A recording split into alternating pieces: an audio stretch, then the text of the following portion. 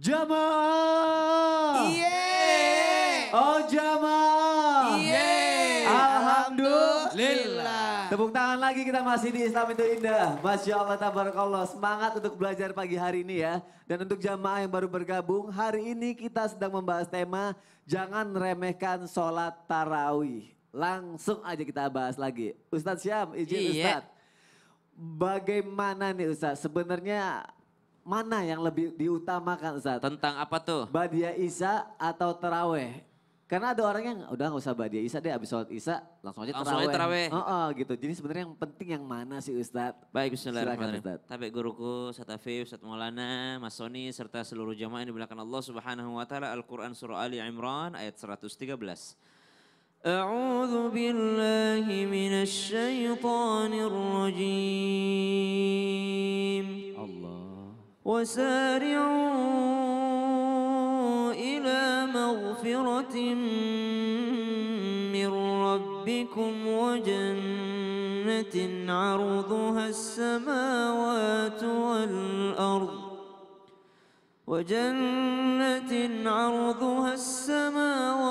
والأرض أعدت للمتقين.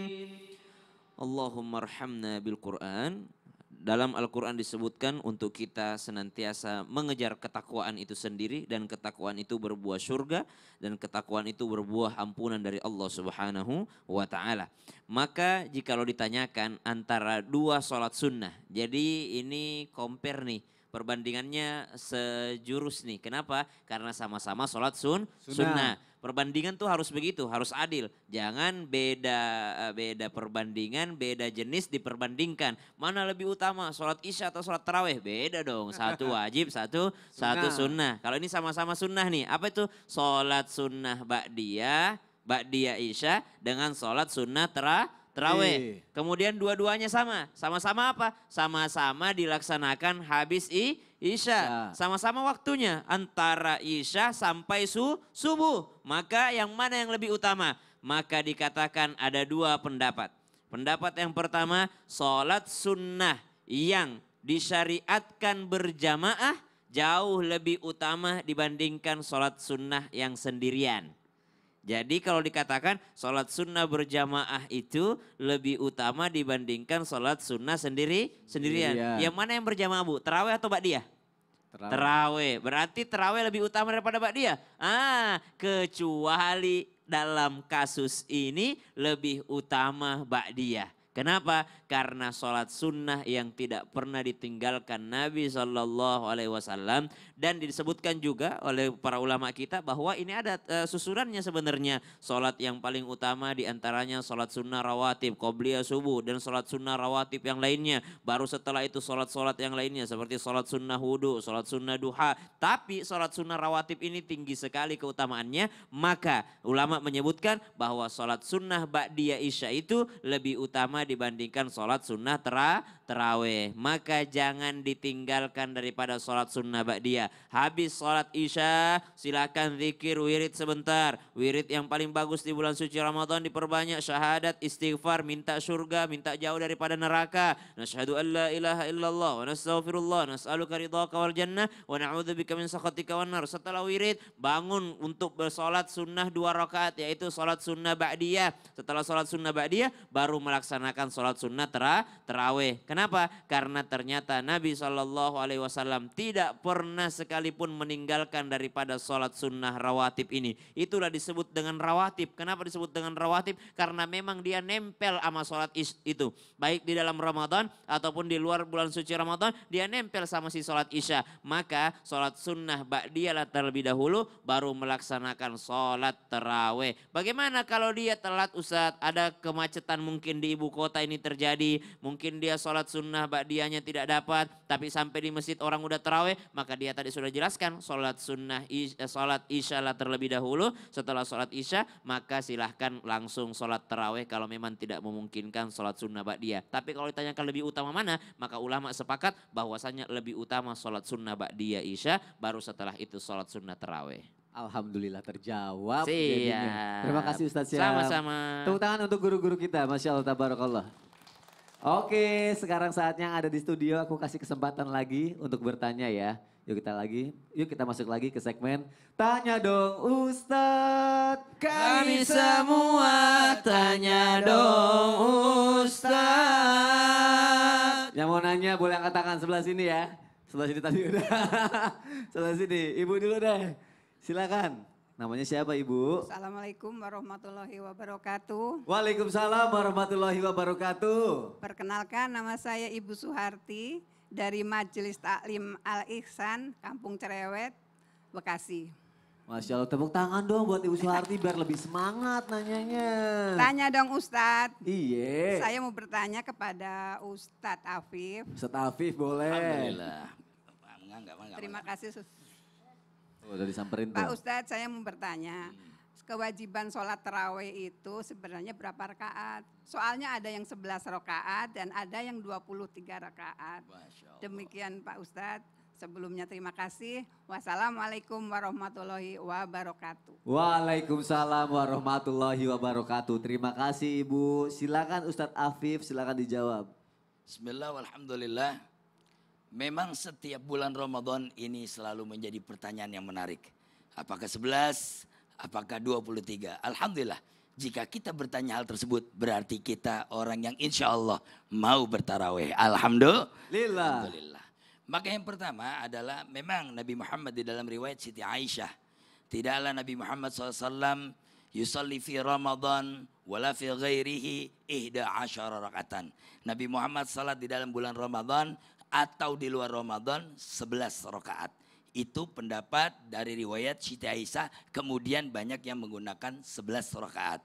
Metodenya ada yang 2-2-2-2-1, ada yang 2-2-2-2 tutup witir 3, bahkan ada yang pakai gaya sebuah tim sepak bola, sebut saja Barcelona, 4-4-3. Waduh. Karena memang Siti Aisyah riwayatnya adalah 4-4-3 dan Rasul ditambahkan oleh Siti Aisyah wala tas'al an husnihinna. Jangan kau tanya tentang hebatnya sholat Nabi Muhammad sallallahu alaihi wasallam. Itu dalil bagi yang 11 rakaat.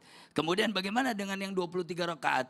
Karena fi ahdi Umar bin Al-Khattab adalah di zaman Umar bin Al-Khattab mereka menambah rakaatnya berdasarkan riwayat Ibnu Abbas bahwa Nabi SAW sholat di dalam bulan Ramadan isyrina rakaatan.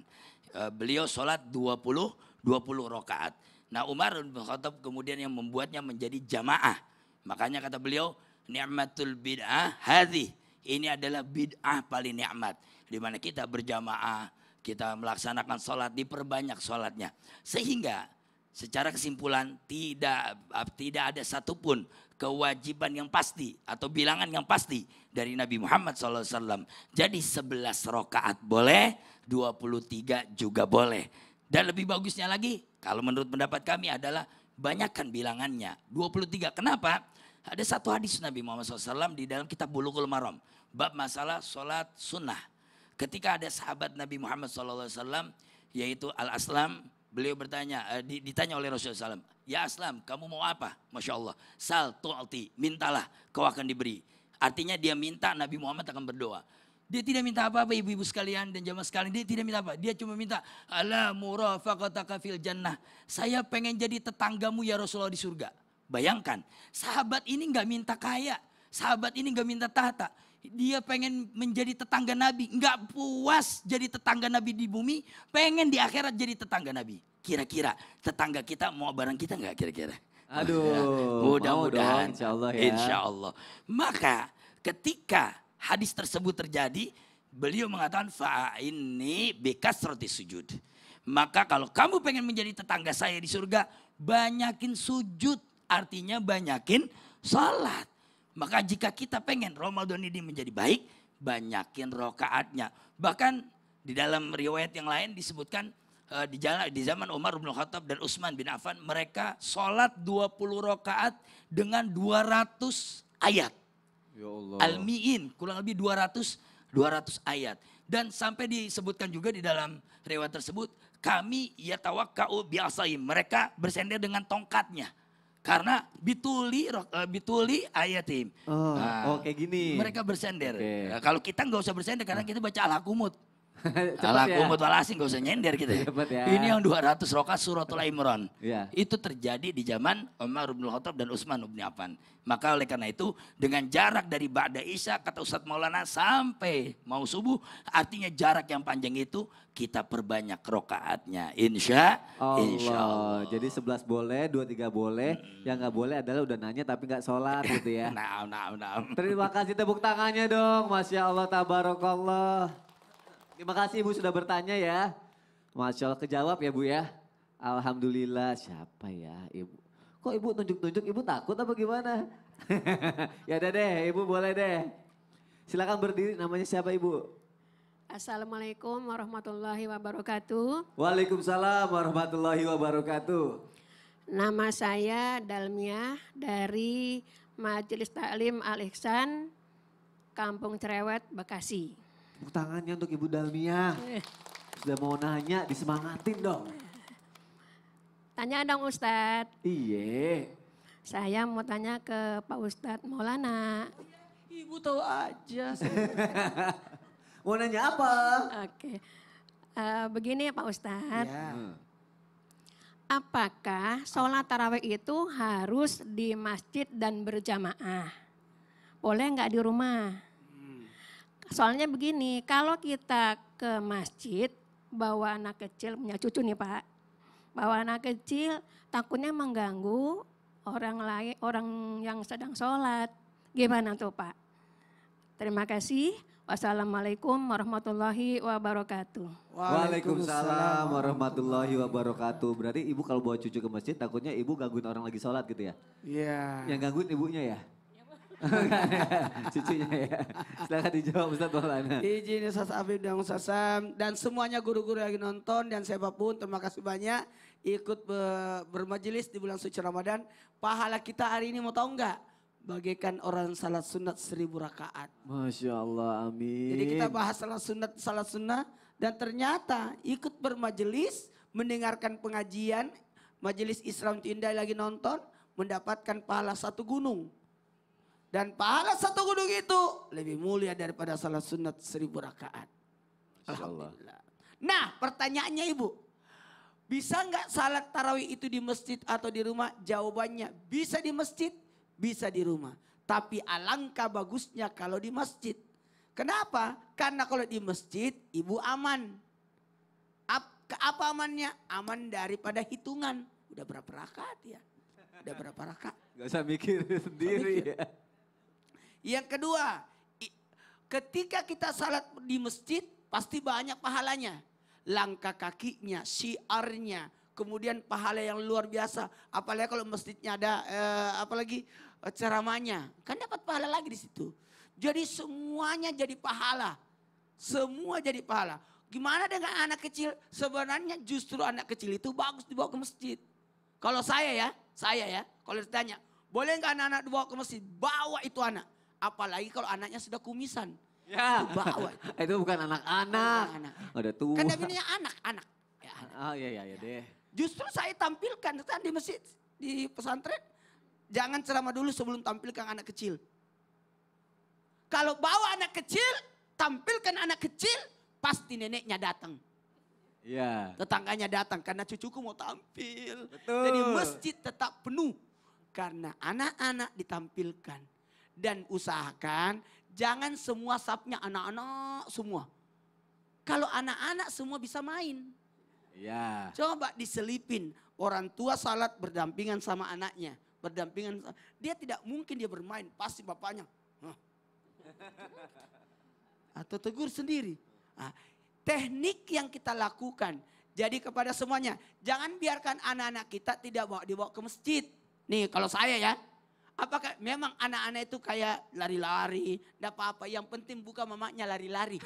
Apalagi neneknya lari-lari. Nenek yang lari. Siapa yang mau isi masjid kalau nanti kita larang anak-anak datang? Oh iya benar Jangan juga. biarkan. Jadi Supaya tetap pembelajaran. dibawa tapi ada teknik-tekniknya. Teknik-tekniknya. Apakah boleh salat tarawih di rumah? Jawabannya boleh. Boleh. Tapi sanggup nggak hitungannya, bacanya pasti kul-kul terus ya. Guru terus Masya Allah tabarakallah. Tepuk tangan untuk guru-guru kita, tepuk tangan untuk yang sudah bertanya. Masya Allah tabarakallah. Kejawab ya Bu ya. Jadi dibawa aja nggak apa-apa, dijagain. Yang penting jangan ibu yang lari-lari di masjid ya. Ibu mau nanya, silakan berdiri. Namanya siapa sih? Ya. Waalaikumsalam. Boleh ulang lagi Bu? Bismillahirrahmanirrahim. Assalamualaikum warahmatullahi wabarakatuh. Udah bisa Bu? Udah boleh Bu. Ya udah, Waalaikumsalam warahmatullahi wabarakatuh. Wabarakatuh. Gak usah, udah. Perkenalkan nama saya Ibu Tuti dari Majelis Taklim Al Ihsan, Kampung Cerewet, Bekasi. Tepuk tangannya dong untuk Ibu Tuti. Tanya dong Ustadz, Iya. saya mau tanya sama Ustadz Sam. Ya, Ibu Tuti. Bagaimana hukumnya imam membaca surat pendek-pendek dan cepat-cepat dalam sholat taraweh? Apakah tarawehnya masih diterima atau tidak Pak Ustadz? Gitu ya. Sekian, Imamnya ngumpet, udah baca pendek-pendek ngumpet lagi Bu. sekian Ini terima tersangkanya. Udah pendek cepet lagi ya baca suratnya.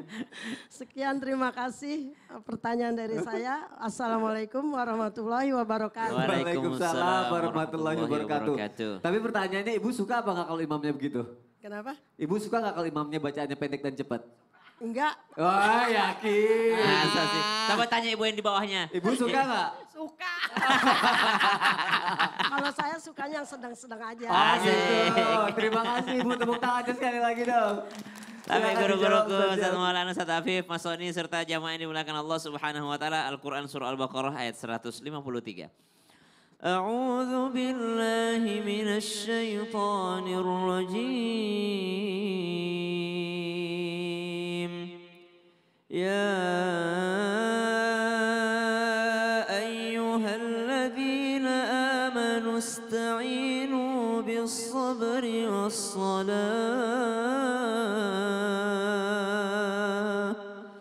Innallaha ma'as sabirin. Wahai orang-orang yang beriman, minta tolonglah kepada Allah dengan sabar dan juga salat, karena sesungguhnya Allah bersama dengan orang-orang yang bersabar. Allahumma arhamna bil Qur'an. Kembali kita bikin perbandingan yang harus sejalan selurus. Ada orang yang bikin perbandingan begini, bagusan mana terawih 8 rakaat tapi bacaannya pelan-pelan, tartil, panjang, atau terawih 23 tapi bacaannya cepat. Ini tidak sejurus. Salah pertanyaannya. Kalau mau pertanyaan benar begini, yang mana yang bagus 23 pelan atau 23 cepat? Nah, baru sama-sama 23. Kalau 8 pelan 23 cepat seakan-akan mengarahkan bahwa 23 itu tidak bagus. Subhanallah. 23 itu buru-buru. Tidak seperti itu. 23 bagus. 8 rakaat juga bagus. Kalau dia menjadikan sholat itu malam-malam Ramadannya dia dirikan dengan baik, dengan keimanan dan ihtisaban, maka dia akan diampuni dosanya. Nah, pertanyaan selanjutnya, bagaimana kalau ada imam bacaannya pendek-pendek terus, singkat-singkat dan cepat-cepat? Yang ditanyakan ibu, apakah sholatnya tetap sah atau tidak? Sholatnya siapa Bu? Sholatnya imam. Kalau sholatnya imam tetap dia sah selama dia menjaga tumak ninahnya. Bismillahirrahmanirrahim. Alhamdulillahi rabbil alamin. Arrahmanirrahim. Maliki yaumiddin. Iyyaka na'budu wa iyyaka nasta'in. Ihdinas siratal mustaqim. Siratal ladzina an'amta 'alaihim ghairil maghdubi 'alaihim waladdallin. Amin. Bismillahirrahmanirrahim. Yasin wal Qur'anil hakim. Panjang. Allahu akbar. Oh itu doang. Sampai situ doang. Pendek kan?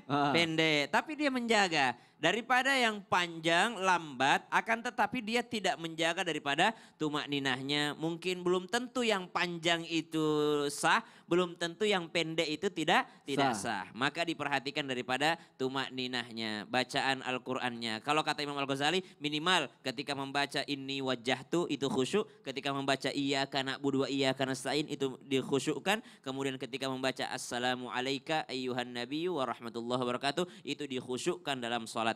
Maka apakah imamnya sah? Sah. Makmumnya yang ditanyakan nih. Makmumnya apakah dia sah? Makmumnya juga sah. Kenapa? Al-Fatihahnya makmum ditanggung oleh imam. Wabil khusus salat ini adalah salat yang Al-Fatihahnya dijaharkan. Ya. dijaharkan. Cuma ada sedikit tambahan sedikit, Gimana? mudah-mudahan sempat waktunya. Ya. Ibu kalau sholat jangan bengong. Hah? Jadi kalau imamnya baca bacaan ayat, ibu mesti mendengarkan dengan baik. Beda mendengarkan dengan kedengeran. Oh, Kalau kedengeran baik. tuh pikirannya kemana-mana, telinganya dengerin. Itu kedengeran. Itu kedengeran. Kalau Oh. mendengarkan tuh dia benar-benar dengarkan itu bacaannya dengan baik-baik. Masya Allah. Dan biasanya yang didengarkan dengan baik-baik adalah yang dihafal oleh makmum dan itu ada pada surah pendek. Masya Allah, terima kasih Ustaz. Siap tepuk tangannya untuk kita semua pada pagi hari ini. Jamaah ada di rumah, jangan kemana-mana. Ini ada informasi penting banget yang mau disampaikan sama Kak Fadli dan juga Aiman. Apa kira-kira ya? Langsung aja kita lihat, silakan. Masya Allah jamaah Islam itu indah. Ya Allah ya Robi, dari tadi teman saya duduk di sebelah saya di sini ya kan. Dari tadi matanya nunduk terus ngeliat handphone. Kayaknya dia lagi bingung apa yang lagi dicari sih sebenarnya Iman ini. Maaf nih Mas, ketahuan. Aku tuh lagi bingung banget mau beli apa buat persiapan buka puasa nanti. Soalnya mana keluarga aku tuh ya pengen yang praktis-praktis. Ih Aiman, nih buat jamaah juga yang di rumah ya. Gak usah pusing nih. Aku ada Goodness Kurma Ajwa. Susu steril yang mengandung kurma ajwa dari Madinah. Jadi praktis buat buka puasa. Maaf banget ya Mas. Kalau ini buat keluarga aman gak ya Mas? Soalnya saya tuh suka hati-hati banget kalau buat keluarga. Waduh, Masya Allah Aiman, tenang aja. Pasti aman insya Allah. Nah kurma ajwa yang ada di Goodness Kurma Ajwa ini adalah kurma pilihan yang berasal dari tanah suci Madinah loh. Selain itu juga mengandung kebaikan dari susu steril. Dan yang paling penting produk ini halal ya.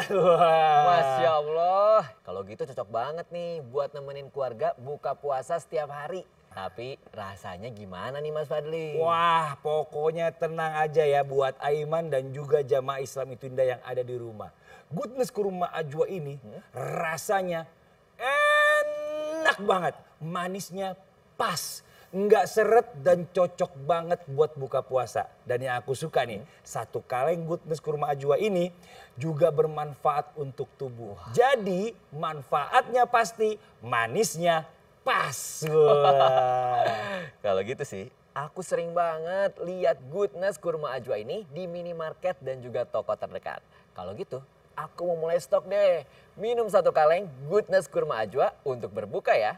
Oke, pokoknya buat Aiman dan juga semua jamaah Islam itu yang ada di rumah. Ayo sama-sama kita berbuka puasa dengan Goodness Kurma Ajwa. Goodness Kurma Ajwa, manfaatnya pasti, manisnya pas. Alhamdulillah. Nah, buat jamaah Islam itu yang ada di rumah, jangan kemana-mana dulu. Setelah ini kita masih akan lanjut lagi, kembali akan mendengarkan tausiah dari guru-guru kita tentang tema kita pada pagi hari ini. Jadi jangan pindah channel, tetap di Islam itu indah. Jamaah, oh jamaah, alhamdulillah. Ini solusinya, Iman. Buat keluarga pas Nggak usah banget. scrolling terus.